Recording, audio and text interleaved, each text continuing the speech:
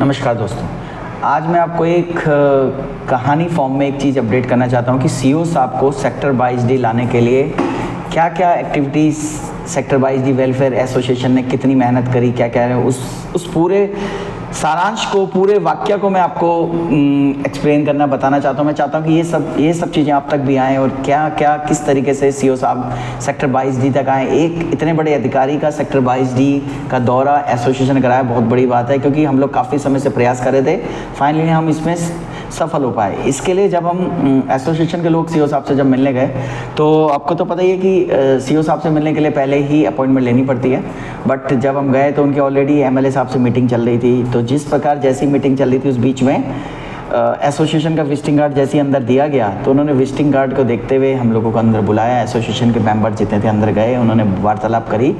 उन्होंने बताया कि देखिए मेरी ऑलरेडी मीटिंग चल रही है, इनको मैंने समय दिया हुआ है, फिर भी बट आप लोग एसोसिएशन के नाम से और एक पूरे साथ में आए हैं, तो इसलिए मेरे को आप लोगों को समझ देना। उन्होंने पूछा कि बताइए क्या है। तो जब हम उनको बताया कि सेक्टर 22D के जो फ्लैट्स में कुछ भी काम नहीं हो रहा है, ये प्रॉब्लम्स हैं, इस तरीके से ही हैं, तो उनका ये था कि मेरे अधिकारी तो सारे कार्य कर रहे हैं। हमने बोला सर, उन्होंने उसके बाद जब हमने बताया सर वहाँ कुछ भी, उन्होंने बोला मैं खुद आऊँगा, मैं पर्सनली आके 2 दिन, उन्होंने 1 दिन का समय बोला, परसों 2:30 बजे मैं आपको 1 दिन छोड़ के नेक्स्ट डे आऊँगा।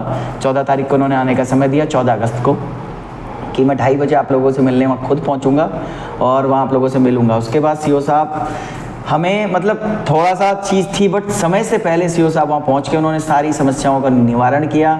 और जो उनमें 5 मुख्य मांगे, जो सीईओ साहब ने बोला कि अभी आप खाली 5 पॉइंट्स रखिए मेरे आगे, तो उन्हीं खाली 5 पॉइंट्स को जो हमने सामने रखा। जिसमें कि पहली मांग थी कि एक्सप्रेसवे से डायरेक्ट कनेक्टिविटी, जो हाई राइज की बिल्डिंग है उसके बगल में से जो रोड जा रही है वो हमें एक्सप्रेसवे से कनेक्टिविटी हो, क्योंकि अगर वो रोड एक्सप्रेसवे से कनेक्टिविटी हमें मिल जाएगी तो मात्र 2.5 किलोमीटर का डिस्टेंस रहता है। अभी जो हमें बहुत लंबा घूम के जाना पड़ रहा है वो हमें घूम के नहीं जाना पड़ेगा, ओनली 2.5 किलोमीटर की डिस्टेंस है। बस बीच में वन विभाग की ज़मीन आ रही है, तो हमने उनको रिक्वेस्ट किया कि प्लीज़ आप इसको कंसिडर करें। तो उन्होंने आदेश भी जारी किया कि इसको जल्द से जल्द इस चीज़ को जो भी पॉसिबल चांसेस हो वन विभाग से बात करिए, इनसे करिए, और उसको जो संबंधित अधिकारी थे उनको ऑन द स्पॉट आदेश दिया। दूसरा, फिर जब उनसे हमारी बात हुई, हमारी दूसरी डिमांड थी कि वहाँ पे जो पानी का सीपेज और पाइपलाइंस फटने का इशू है, तो उन्होंने मतलब हमें इस तरीके से लग रहा था कि सीईओ साहब अगर काश मतलब जिस तरीके से आदेश दे रहे थे, उनका एक ही मंशा थी कि मुझे बस सारी प्रॉब्लम्स को आज ही शॉर्ट आउट करना है। बट उन्होंने स्टार्टिंग में कह दिया था कि इतने सारे पॉइंट्स ना रखे, अभी आप खाली 5 पॉइंट्स मेरे को दो। और उन्होंने ये भी आश्वासन दिया कि हर महीने को वो हमसे मिलेंगे, जिससे कि वो जो पहले 5 पॉइंट्स है उसमें कितना कार्य हुआ उस पर बात करेंगे।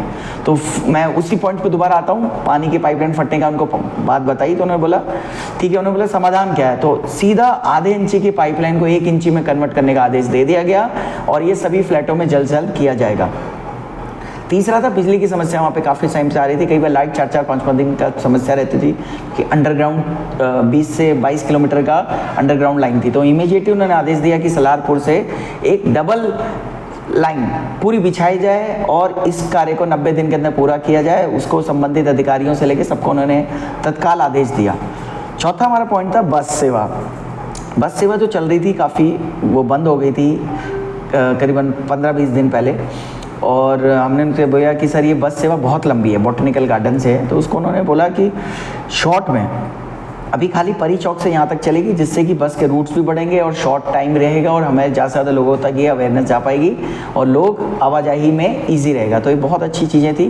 फिर हमने उनसे बोला फिजिकल पोजीशन कैंप। तो फिजिकल पोजीशन आपको तो जैसे ही पता है हर टाइम संडे को कहाँ लगते हैं, बट हमने उनसे आग्रह किया कि please physical position camp Sunday को लगाया जाए।